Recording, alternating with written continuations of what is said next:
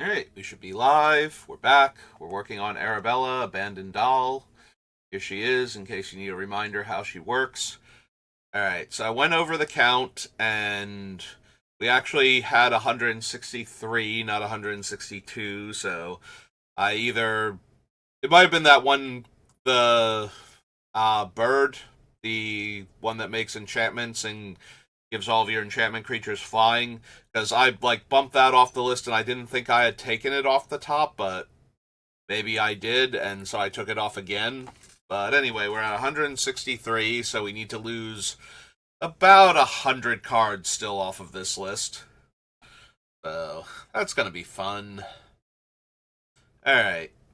So we ended the stream yesterday. I grabbed the extra combat step creature, or extra combat step cards, not necessarily creatures, although a lot of them are, and the damage multipliers and additive cards, and we had cut a handful of each off of the list.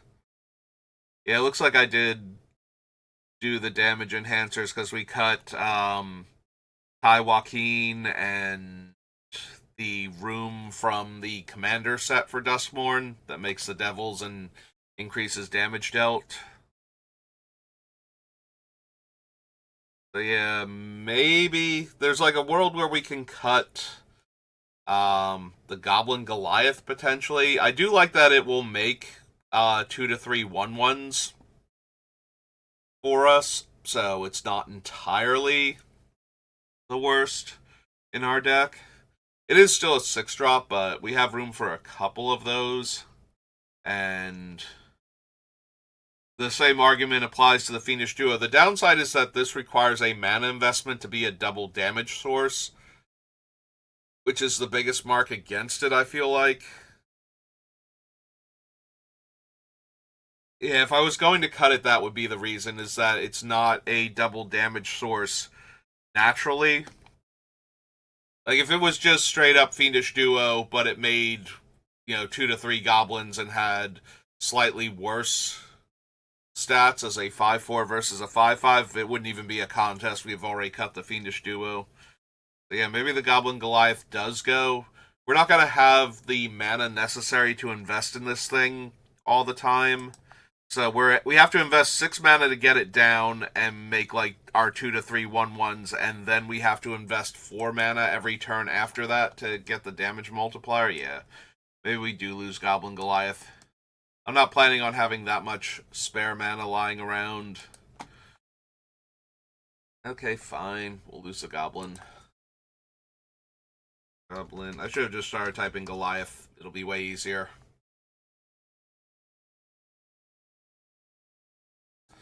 Gotta be somewhere else on the list then.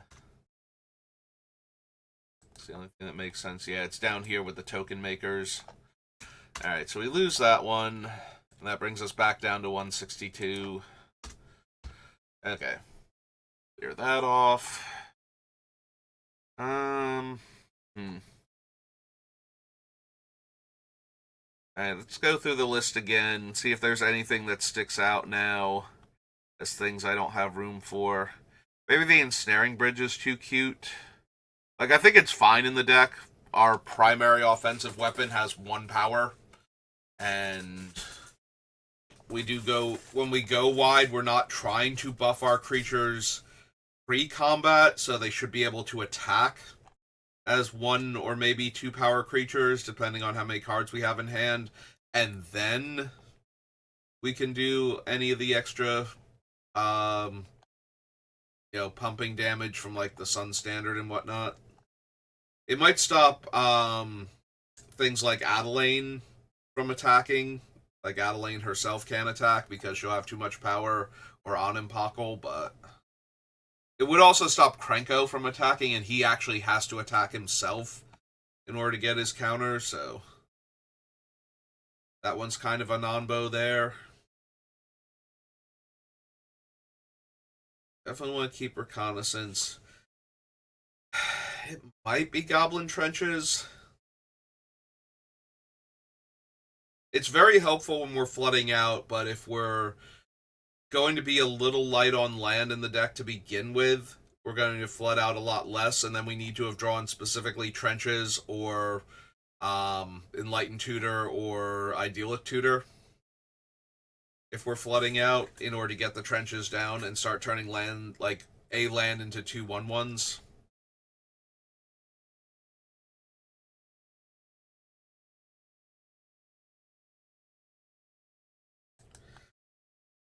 Yeah, maybe we just lose the trenches then.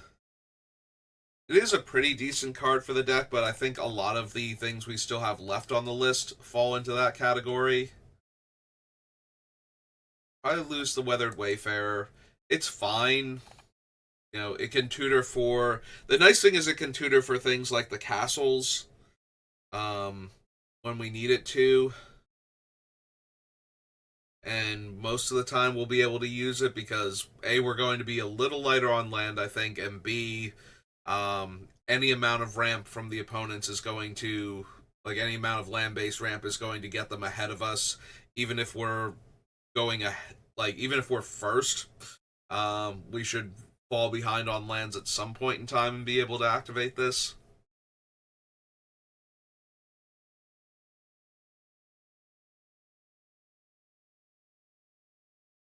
Yeah, we can probably still cut it though. Lose the Weathered Wayfarer. I'm debating if we're keeping cards like the Sun Standard, though. It's really helpful when we're going super wide and we need to be able to attack with everything. Like, that's great. But if we're going super wide but we can't attack with everything, then it's not that helpful.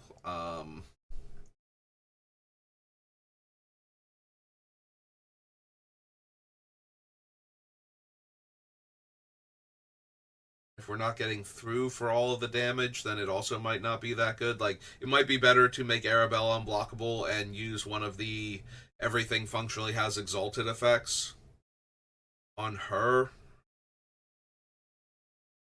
than it is to go wide. Because going wide already helps her attack trigger, so it doesn't need to do that much more. But there are going to be times where it's like, okay, we can just attack with everything and they can't block enough stuff and we actually win the game.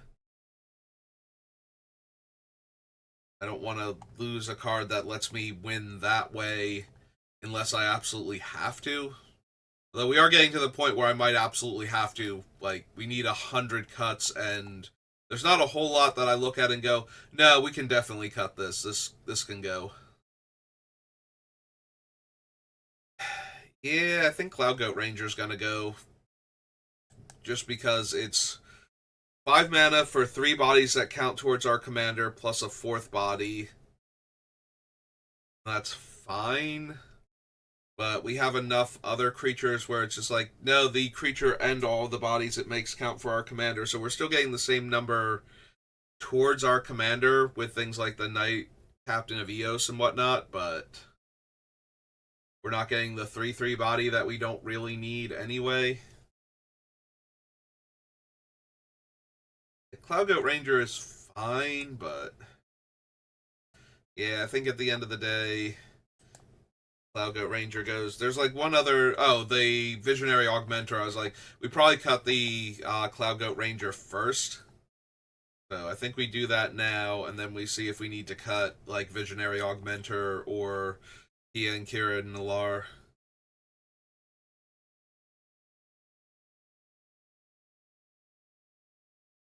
I want to keep the Revel Arc if at all possible.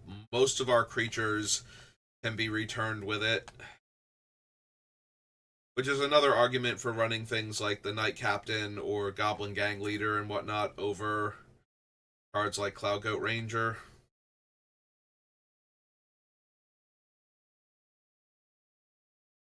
I could see losing Stoneforge Mystic. Um, we have we have enough equipment though is the problem. Like we have the 2 things to make our commander indestructible, 3 things to give her haste, and Andorel and the sigil are all equipment. So yeah, think we stick with Stoneforge Mystic for right now. Raid Bombardment is fine. Cavalcade of Calamity is fine.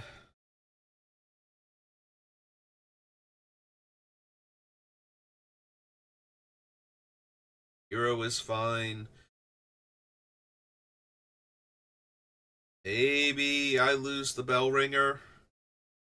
It still works well enough with all of our Kiki variants, though. Like, if I'm spending 1 mana making a 1/4 that can attack this turn, then I'm probably doing enough damage with it. You know, and then I get to untap the thing that made it, spend another mana, and keep repeating. If we do that with Jaxus, we can do it until we run out of cards that we don't want, and then draw that many cards at some point during the turn when the 1/4s all die. And then,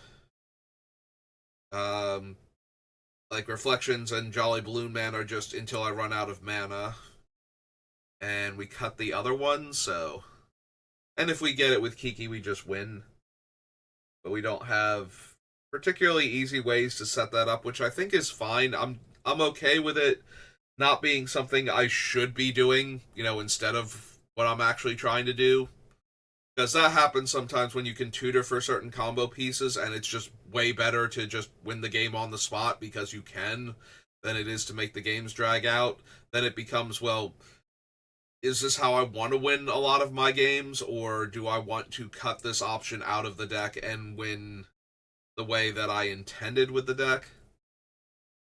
Which I think is a much more valid argument in Commander than, you know, as long as you're not playing competitive Commander, I do think the argument is you should do what you're going to have fun with rather than what's actually going to win you the game. Because if you're winning in a very unfun way and consistently, then it's just like, I don't need this. This is why you won't see me do Demonic Consultation, Thassa's Oracle combos, because I don't enjoy losing that way, and I don't think I would enjoy winning that way either.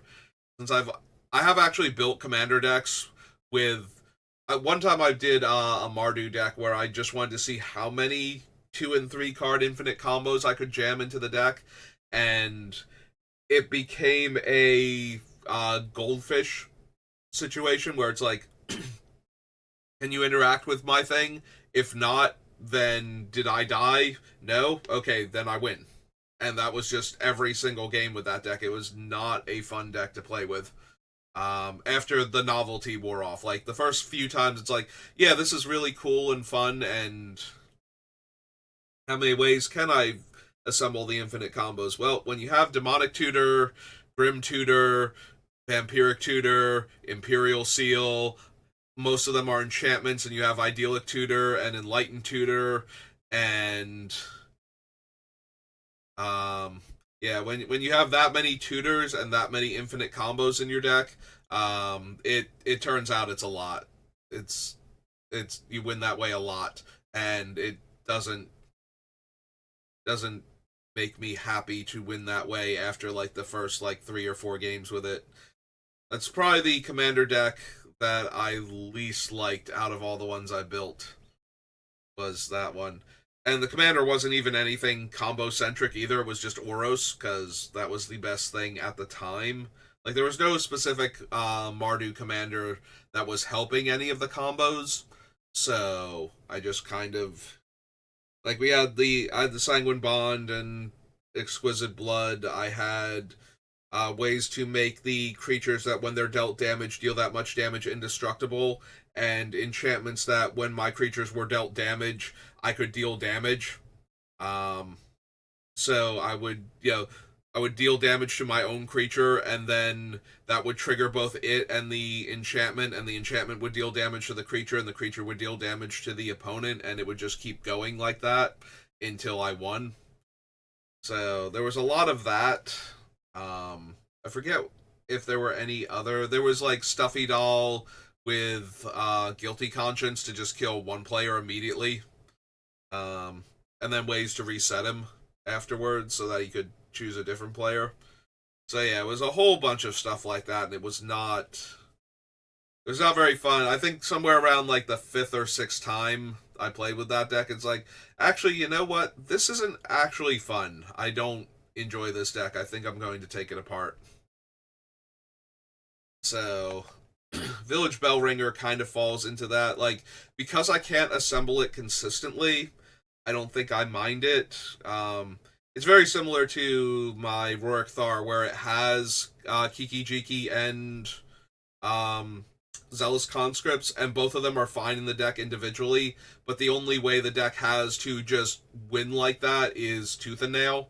So if the game has gotten out of hand and I can't possibly win and I top deck Tooth and Nail, it's like, okay, that actually, I'm okay with this. It's nice to have a way to win the game that I was definitely going to lose otherwise.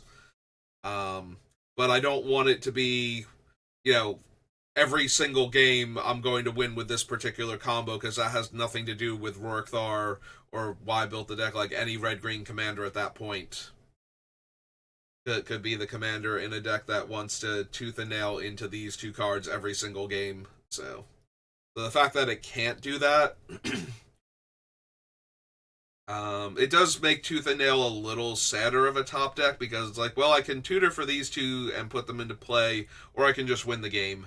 So, but it's like a 9 mana win the game, after I've run out of other resources. So, and that's assuming that both of them are still in the deck to grab or in my hand to put into play. If one of them has already been played and killed or exiled or something, then Tooth and Nail becomes, well, now what do I do?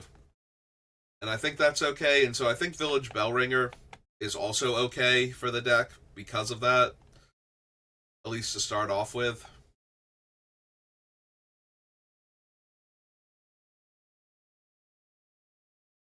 I need to lose like one or two more of the ways we have to protect our creatures when we attack. I definitely need to make room. Like, we need to get 100 cuts, and I've got 3 cards over here so far. So, I probably want to keep the Garrison over Franco. Like, if I have to make that decision. Krenko eventually makes more tokens if I can protect him, but it's easier to protect Garrison or make copies of Garrison so that way I can attack with them. Because if Krenko gets too high in power, then Subira and Access Tunnel both can't help him, and he has to attack, so it might just be Krenko. And yeah, I think we can lose the Felidar Guardian. I thought I had already cut this one from the list. I know there was a point where I was debating back and forth if I wanted Felidar Guardian or um, Village Bellringer and which one of them I wanted because the Felidar Guardian is worse with Reflections of Kiki Jiki because it'll come back as the enchantment side and we won't be able to make another copy. And I don't think it works with Jaxus. I forget if Jaxus has haste off the top of my head. I don't know that I actually wrote her game text down. She might.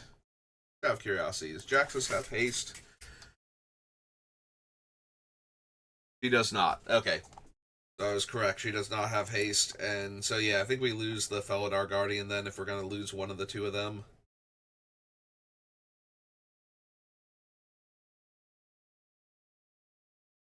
We could lose Monument. We could lose Mirage Mirror. Mirage Mirror is like, we're doing the one thing, and so Mirage Mirror makes it better, but it does fall into the category of first we have to do the one thing, whatever that one thing is, and then Mirage Mirror comes into play. So it might be better to have more copies of the one thing that don't need each other to be in play first for Mirage Mirror to do its thing. So can probably cut the Legion's Landing. I'm desperate for cuts, and I think that's one of the lower impact cards in our deck. So, One of Hope stays, Exaltation.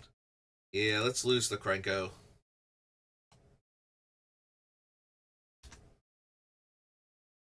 Want to keep Annex if at all possible. Intervention. Noda, we have to go over the humans that we have left. Alright, I did kind of want a landfall make a creature token effect. I did like having it on an enchantment, but maybe we don't need it. If I'm trying to go a bit lighter on lands, this thing is going to be less consistent. It is nice when I have it in play and I draw extra lands or I draw a fetch land. I can make 2/2/2s off of it. But I do run so many fetch lands. That does make me tempted to leave the Felidar Retreat in. I feel like I'm going to wind up cutting it eventually anyway. Alright, Lithoform Engine. We're a little light on mana. I've been saying this whole time. So do I want a 4-drop artifact that lets me... Like, 2 and tap to copy Arabella's trigger is probably... Like, that's fine. In fact, that's the best reason to keep it in the deck. Once we have Lithoform Engine in play, being able to copy the trigger is going to be a big game. But that is the only thing we're realistically going to do with it. We're not going to copy a lot of our instants and sorceries. We will primarily be able to copy things like Swords to Plowshares because it's cheap enough to begin with that spending 3 extra mana to copy it. We can probably go all the way up to like the 3 mana removal spells and be fine. Once we start getting into the 4 mana removal spells, though, that's asking us to hit 7 mana. And copying any of our permanent spells is 4 extra mana, which is an awful lot to ask of this deck.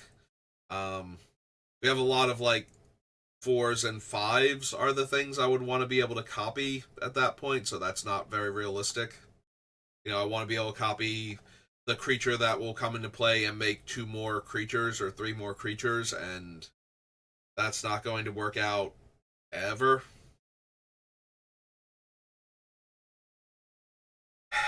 Do we leave Magda in? I liked Magda as a way to get extra mana early on and still be a creature that counts towards our commander.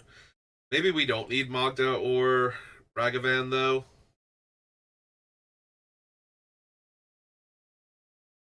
Like, maybe we'd be better off cutting them and possibly adding in, like, a Mana Rock or something instead. Like, they're both decently strong if I get them early, but top decking either of them late means that I need ways to tap Magda or get Ragavan through unblocked, which we do have, because we have those for Arabella anyway. But now we're just making a few extra treasures, because we're not going to cast our opponent's stuff very often, unless we have an opponent that's also a go wide token strategy or a damage like anything that's like mono red trying to maximize damage, or anything that makes a ton of tokens is a great target for Ragavan's attack if we can get him through.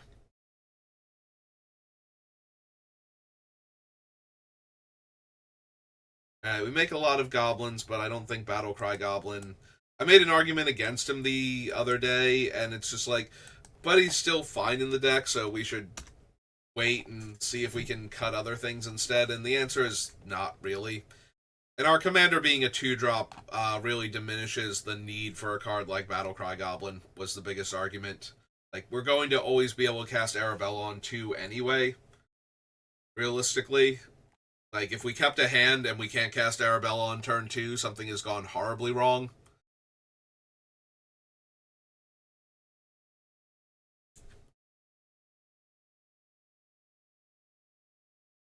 The Savior's a cute trick. I'm wondering if I don't have room for him, though. We have some number of 2-power creatures that can easily help him train, and if we can exile, you know, a Siege Gang Commander or a Visionary Augmenter or Knight Captain or something, and get one of those back for free, that's really good. But at the same time, this has to be in play, attack successfully, get its counter, and then we get our thing back. Yeah, maybe it's too many hoops.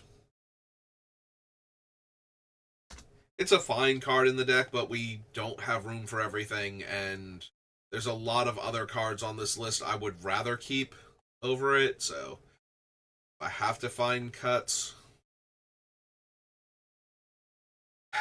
Do we lose Skrelv's Hive?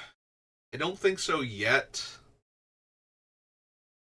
This is another card where I think we wait until we're absolutely sure there's nothing else we can cut. Drill's still fine. I think we cut Reprieve. I think we just lean on the Teferi's Protection, Clever Concealment type cards. Because the things we most need to counter are mass removal spells anyway.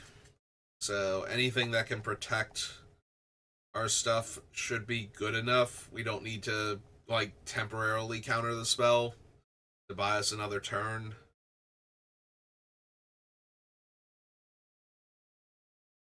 I keep on him. Do we cut Roaming Throne? So Roaming Throne is kind of in the same category as the Lithoform engine, in that it's a 4-mana artifact that's primary purpose is to copy Arabella's trigger. And I think the answer is we can lose the Roaming Throne. Because we can't, if we want to name other stuff, then we don't get Arabella's trigger multiple times. And we kind of need to guess at the time that we're casting Roaming Throne if it's not painfully obvious which one, if we should be naming like Toy or Goblin. You know, we have like Siege Gang Commander and Siege Gang Lieutenant. It's just like, I should be naming Goblin and copying my Goblin triggers right now. As opposed to Arabella's, it'll do more damage in the long run. But yeah, I think we just get rid of the throne. We'd rather have a card like Delnay in order to make the triggers happen again, rather than Roaming Throne.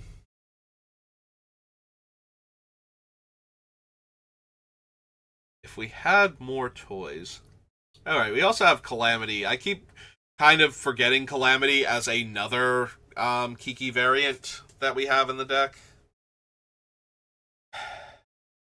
Is Calamity something that I need to cut then? It's a 6-drop. It does have haste, and it's only saddle 1, so we should be... Anytime we can cast Calamity, it's going to be fine. The question is, do we need to cut it because it's harder to cast then? Like, do we have enough other stuff that does a similar thing? Because technically, Kiki is almost as hard, if not sometimes harder to cast than Calamity at 5 mana, but triple red. Like, we can get Kiki into play sooner with some amount of consistency, and there will be times where we get Kiki into play at the same time as Calamity. So... But Calamity will make 2 copies of the thing, or a copy of each of 2 different things, depending on what we want to do. Alright, we leave Calamity for right now, but I can see Calamity being cut. I can see Lava Spur Boots being cut too, but our commander having haste is a high priority for me.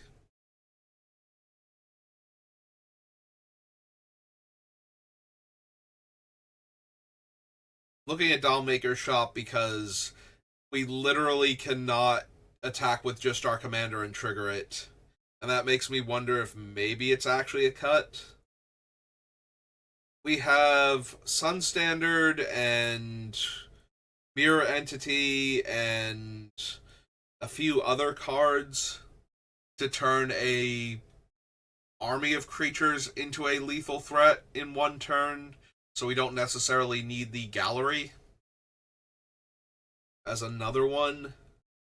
It feels weird to cut the Dollmaker's Shop, but it runs into the problem of our commander does not trigger it. And that's like the easiest thing for us to get into play and attack with early.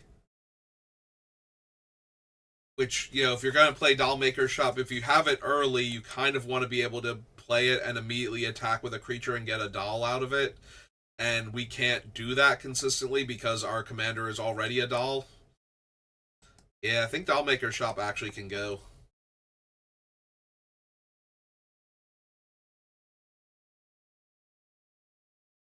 We lose FOMO while we're at it.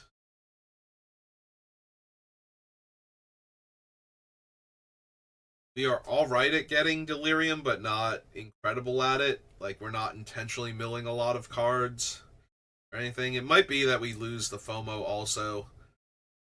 We still have a bunch of other creatures that will give us extra attack steps.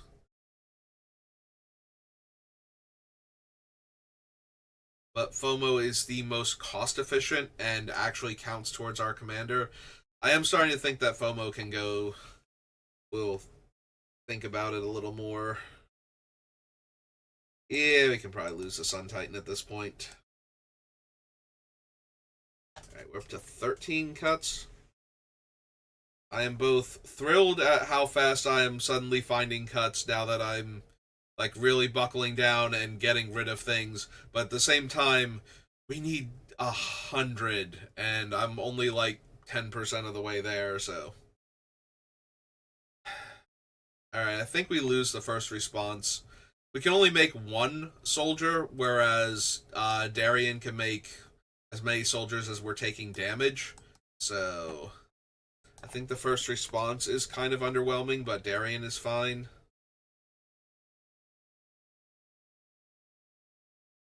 Do we lose Pia and Kieran Nalar because we can't copy them with Kiki or Reflections?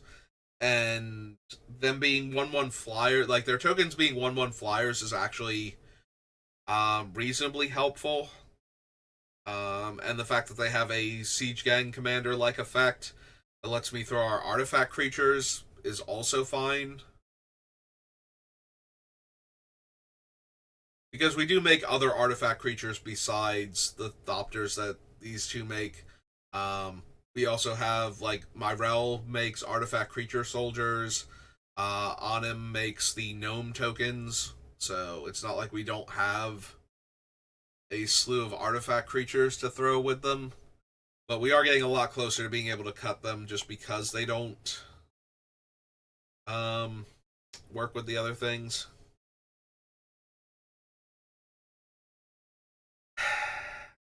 I gotta be honest, this felt like a perfect deck for Lena, and I'm wondering if maybe it isn't. Make a 1/1 for each non-token creature I have. When we cast her, like, what's my realistic target number? Is it 4? If she's 6 mana, is it 6 mana to make 4 1/1s in her? Like, is that the realistic top end? That's probably the best I can consistently do.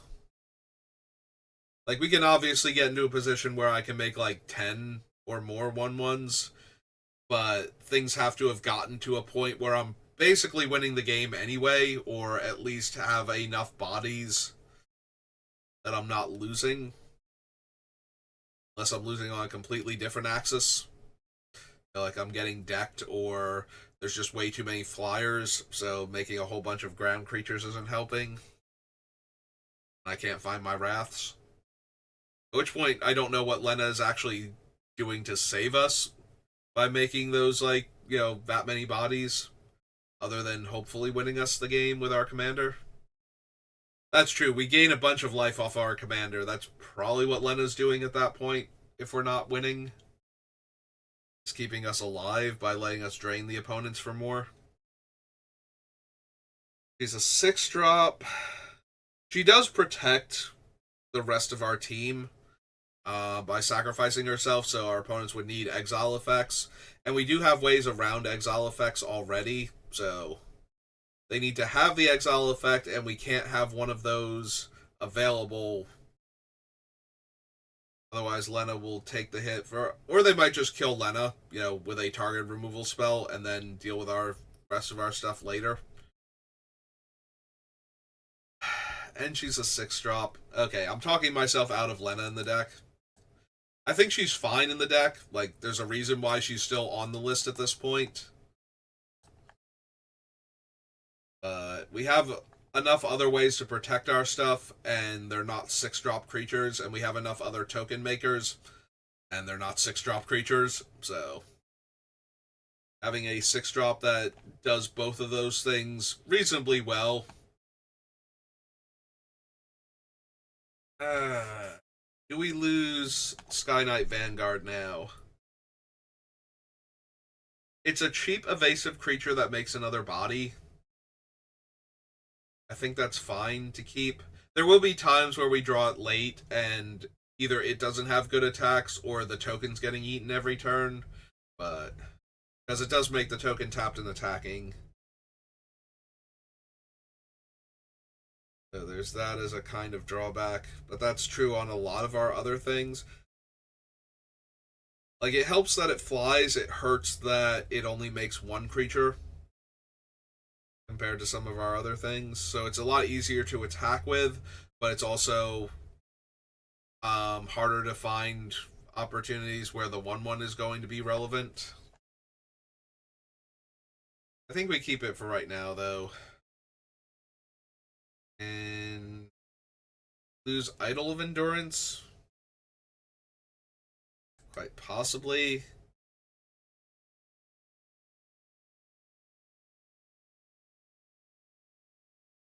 You don't have a ton of ways to get back our dead things anymore. Like, I'm already losing the Titan, but I think the Titan can go pretty readily. The Isle of Endurance is a lot less disposable, though, seeing as it can buy back all of our little creatures and it doesn't cost that much to cast or to activate.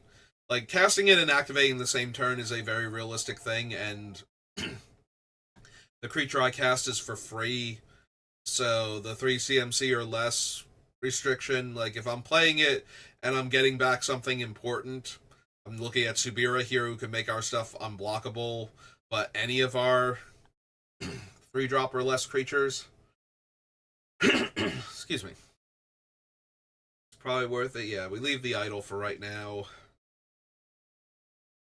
Vera stays, Recruiter of the Guard, Sanctum Prelate.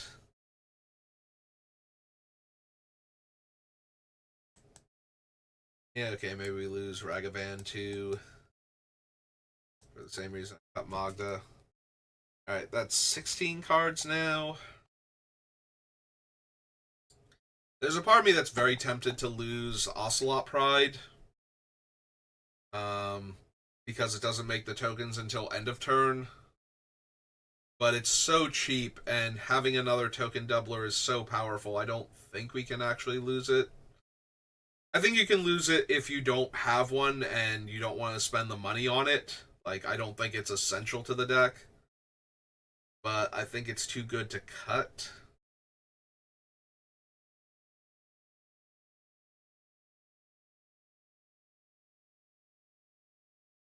I want to keep Abdul. We have enough things that if they got exiled and came back, they would be, like, net positive for us. Things like Siege Gang Commander and whatnot, where if we lose them for right now and get to make a replacement 1/1 body, we're getting all of the value that they had, or enough of the value that they had with our commander. And then later on, when he dies or otherwise leaves the battlefield, we get all the other ones back and we get their triggers again.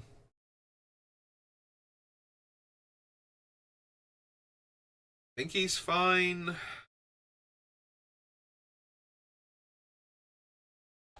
I want to hang on to him for right now, at least. Do we lose Ajani's brother? He has the largest attack boost out of all of our things that do that. But he's also the most mana intensive out of them. And he doesn't count towards Arabella's damage on his own. And he's not doing anything to help with that. He's only here to, if I can go wide and just swing out with everything, to basically be a Craterhoof behemoth at that point. That's more castable in my deck.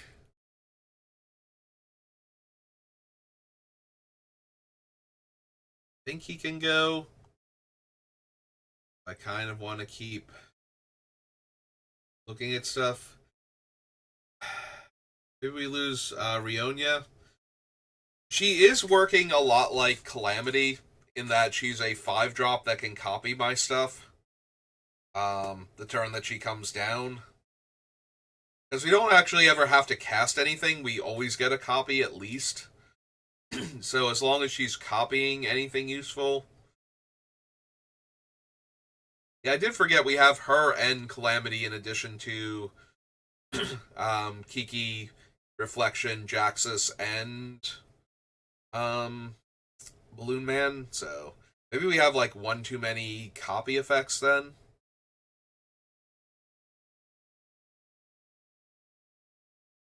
I like Storm of Souls as a catch back up when we're losing card.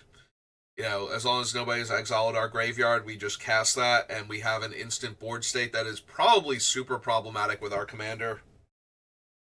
Over, like, an army of 1/1 suddenly appearing with all of their game effects, combined with how Arabella works, might be good enough.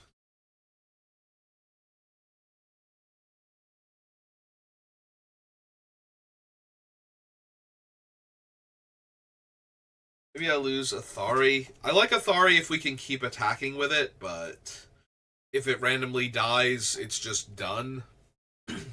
Most likely. Like, I don't think anybody's going to kill it to just temporarily deal with it. I'm pretty sure it's either going to get exiled or killed alongside all of the tokens, or both. So, excuse me. Kind of want to keep it still.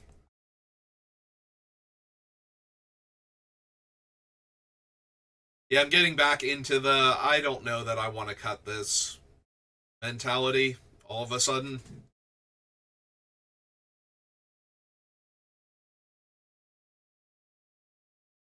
And I think that's bogging me down a bit. What are we at time wise? We got a little bit more time. Alright, so since I feel like I'm bogging down, let's cut everything that we've already cut. So let's copy Storm of Souls to figure out what number I'm on. We were on 16, so let's cut those 16 cards off the list. So 46.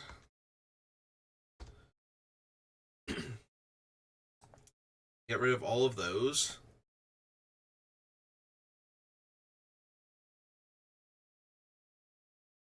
Let's come down here to the sub lists. Let's see, we have 1, 2, 3, 4, 5, 6, 7, 8, 9, 10, 11, 12, 13, 14, 15, 16, 17, 18, 19. 19 removal spells of various qualities and valid targets.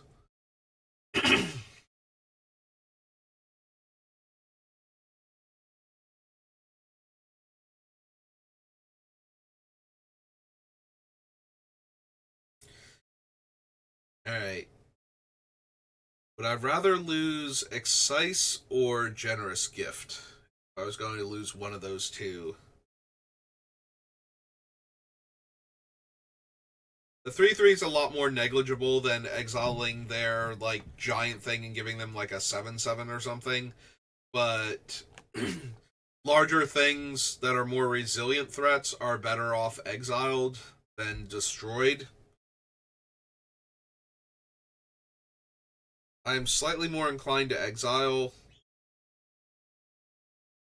I don't know that we need both of these.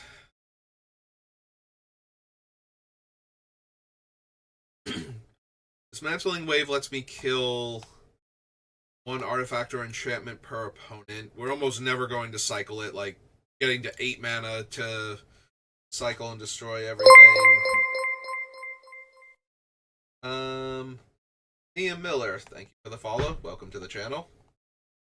How are you doing today? So, getting back to destroying problematic permanents. We have the Hedge Mage to disenchant. A Vandal Blast for artifacts. Farewell can hit both. Heliod's Intervention can hit both.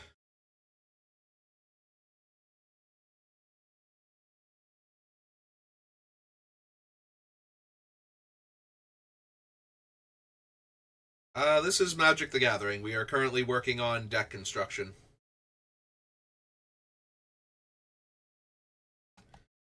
Trying to figure out what we're going to be running. So, I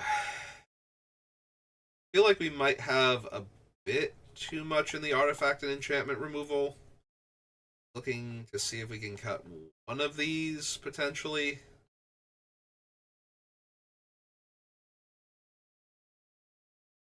Because we do have the catch-alls to also get rid of things. Like, maybe we can lose Dismantling Wave since we have Heliod's Intervention. Like, yes, it's nice that it can kill one thing per opponent, but I don't think that's 100% necessary, so we lose that. I also don't know that we need, like, Stroke of Midnight and Generous Gift and Excise the Imperfect. We already have cards like Unexplained Absence and Farewell if we need to mass removal. Ugh, excuse me. So I'm wondering if we can lose one of them and still be fine, and I think that we can. I'm a little more inclined to keep the Excise, but the quality of the token is a little bit more of an issue. Then again, it's still only the one token, so maybe we lose Generous Gift. I do like being able to exile the most problematic things. So having one more catch-all exile removal. We do have a lot of other exile, though, so there's a argument to be made for only giving them a 3/3 instead of, potentially a much larger token. Also, the larger token can just sit there as a non-creature for a while and get around mass removal that way. We already cut trenches off of the token makers. And Cloud Goat.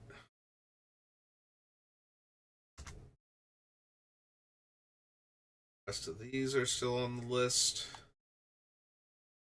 Lost the Krenko, who's coming up. There he is. What's that?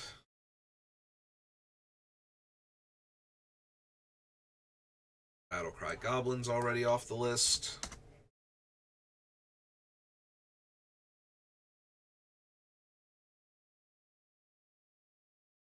Got rid of the shop already. First response. And Lena.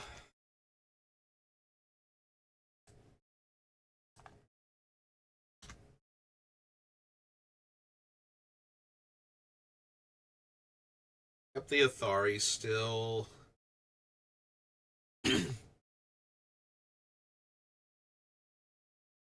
What other token makers can we lose? Because we have a huge number on the list, and that is the most redundancy we have. But it's also one of the most important things to the deck.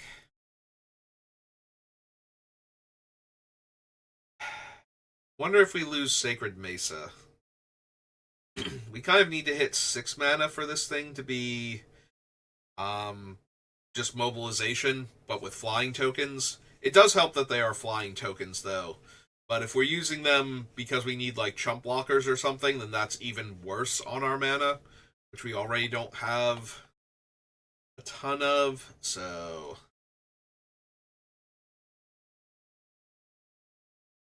maybe Sacred Mesa at that point. Just have the mobilization for mana sink to make tokens. We've lost all the other ones, I think. I think we've lost all the other ones that are mana sinks, specifically.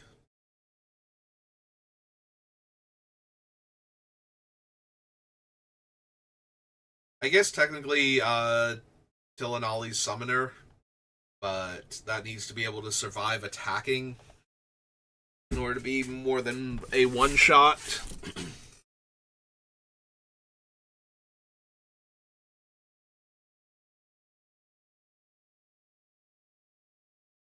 Um...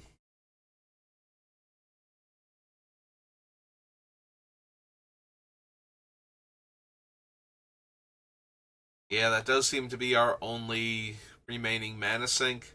That should be relatively okay, though. Since we're not planning on having tons of land in play anyway.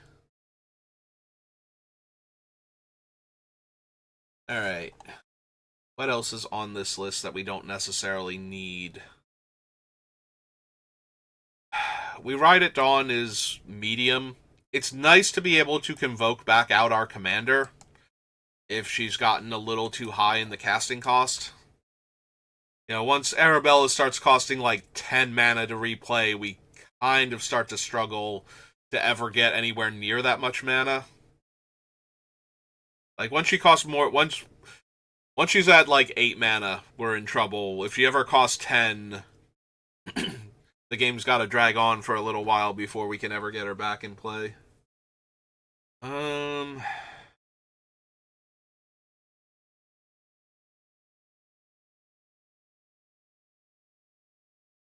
We want to keep the Conqueror if we can.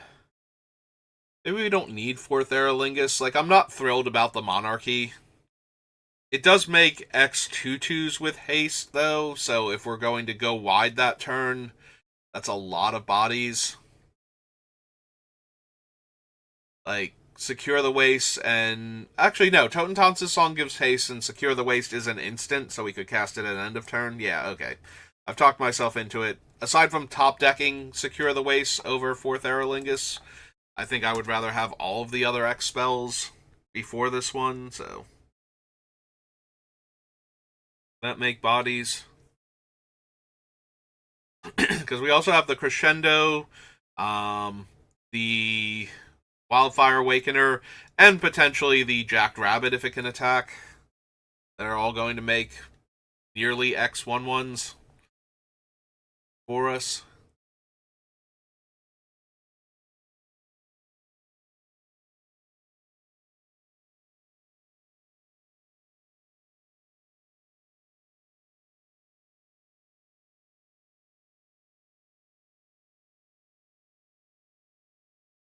Alright, so 1, 2, 3, 4, 5. We are at like the 50-minute mark, so maybe we just get rid of these for right now. We did do a lot of cuts, so... Wrong, 4th. So, 4th Aerolingus. Ride. Is 2. Red Mesa is 3.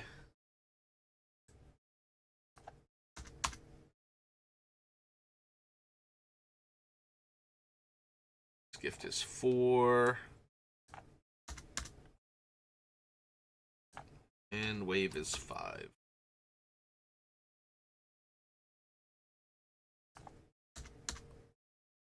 What other waves do we have? Ah, Waves of Aggression. Okay. Alright, so we cut these 5 off the list, and... So what, we did like 20 cuts today? So we only need... We only need about 80 more. It's fine. We're making progress, that's the important thing, so we'll keep at it. But that's going to do it for me for right now, so thank you for watching, and I will see you next time. Have a good rest of your day.